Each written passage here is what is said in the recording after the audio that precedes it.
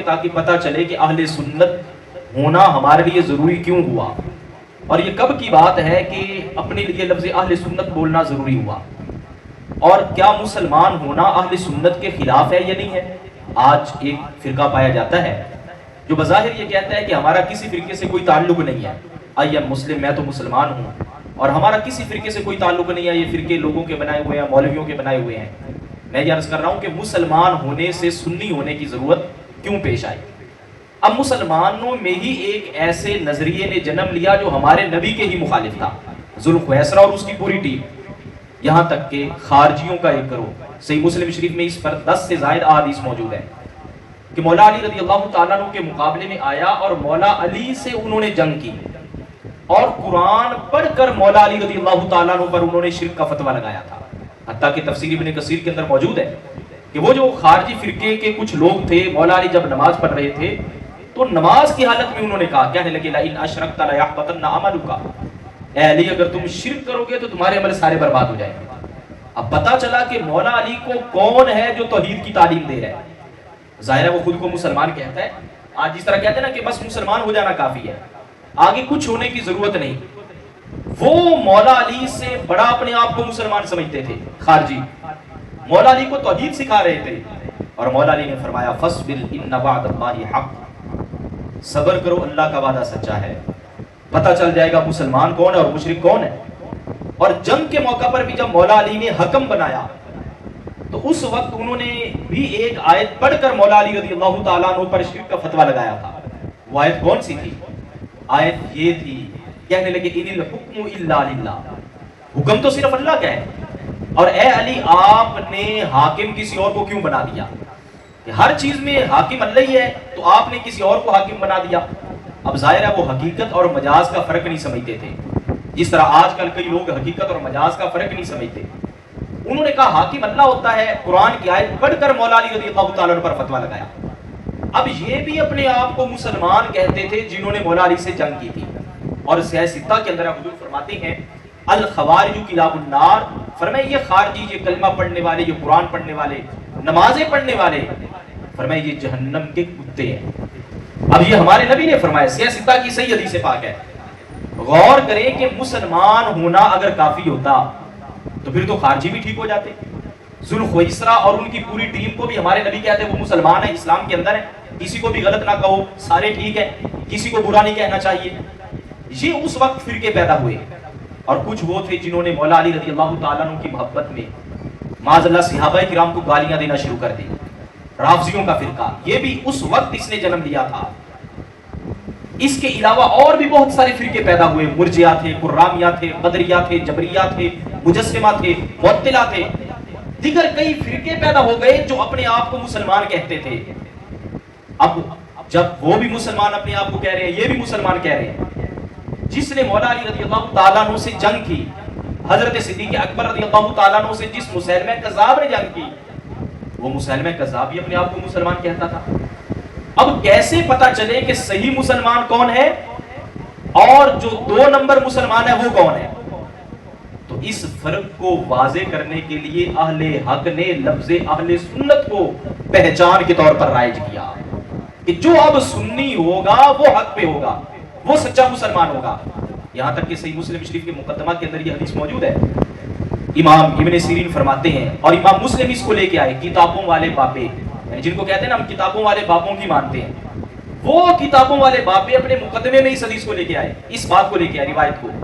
امام ابن سیرین فرماتے ہیں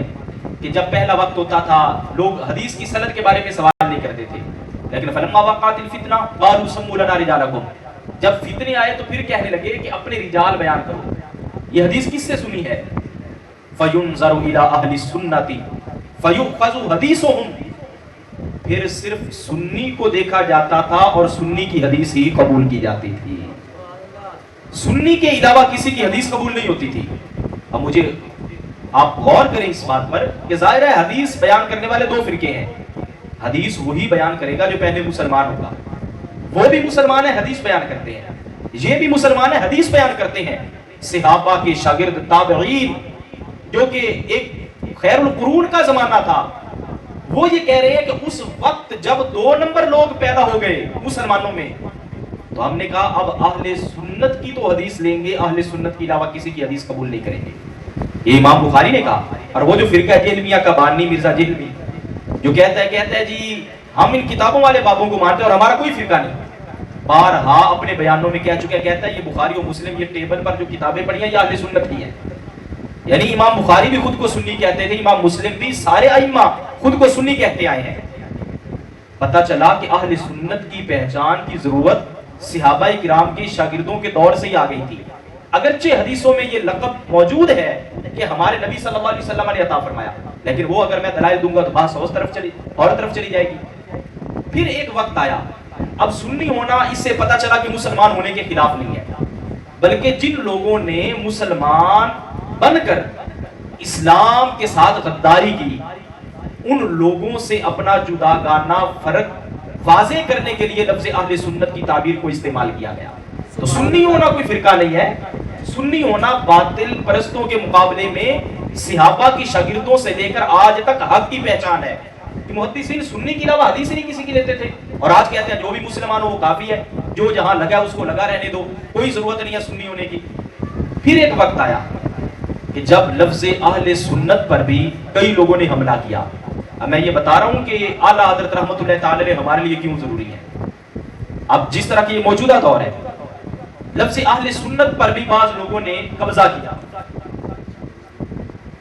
لفظ اہل سنت پر جب بعض لوگوں نے قبضہ کیا اور انہوں نے بھی اپنے آپ کو اہل سنت کہنا شروع کر دیا، حالانکہ معاذ اللہ ان کے عقائد و نظریات کیا تھے کہ نماز میں ہمارے نبی صلی اللہ علیہ وسلم کے خیال کو بیل اور گدھے کے خیال سے وہ برا کہتے تھے، شیطان کے علم کو ہمارے نبی صلی اللہ علیہ وسلم کے علم سے زیادہ کہتے تھے،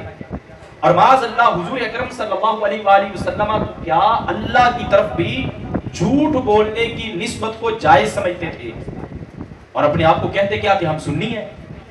ایسے باطل لوگ جب انہوں نے سنی ہونے کا دعویٰ کیا اور اہل سنت کی چھتری کے نیچے چھپنے کی کوشش کی، اس وقت اہل حق کو جو صحیح العقیدہ سنی تھے لفظ بریلوی سے یاد کیا جانے لگا، یعنی بریلوی کوئی الگ فرقہ نہیں ہے۔ جیسے جیسے ضرورت پیش آتی گئی کہ لوگ دو نمبریاں کرتے گئے تو پہچان کے لیے کوئی لفظ معین کیا گیا، تو یہ وہی جو صحابہ کرام کی جماعت تھی، جو مسلمان تھے، جو سنی تھے، انہی کو فی زمانہ واضح کرنے کے لیے بریلوی کا لفظ استعمال کیا گیا۔ آج لوگ کہتے ہیں جی تم سنی ہو یا مسلمان ہو، یہ تو اسی طرح کوئی ہے، کوئی کسی مرد سے پوچھے تم مرد ہو یا مسلمان ہو، وہ کہے گا بھئی میں مرد بھی ہوں، میں مسلمان بھی ہوں۔ تو جس طرح مرد اور مسلمان ایک جگہ پہ جمع ہو سکتے ہیں، اسی طرح سنی اور مسلمان بھی ایک جگہ پہ جمع ہو سکتے ہیں۔ یہ کوئی دو مخالف چیزیں تو نہیں ہے کہ جی تم سنی ہو یا مسلمان ہو، بڑا عجیب سا سوال ہے۔ جب بھی کوئی پوچھے تو کیا کہنا ہے، ہم سنی مسلمان ہیں، مسلمان بھی ہیں سنی بھی ہیں، کافروں کے مقابلے میں مسلمان ہیں، جو مسلمان بن کر دو نمبری کرتے ہیں ان کے مقابلے میں سنی ہیں۔ یہ کوئی بعید بات تو نہیں ہے۔ فی زمانہ انہی سنیوں کو جب ہر طرف مسجدیں بھی بنا لی گئی، اہل سنت کا ٹائٹل بھی استعمال ہونے لگا، مسجدوں میں لوگوں کے عقائد خراب کیے جانے لگے، اس وقت جس ہستی نے اہل سنت کی امتیازی تشخص کو واضح کیا، اس ہستی کو امام احمد رضا خان بریلوی کہا جاتا ہے۔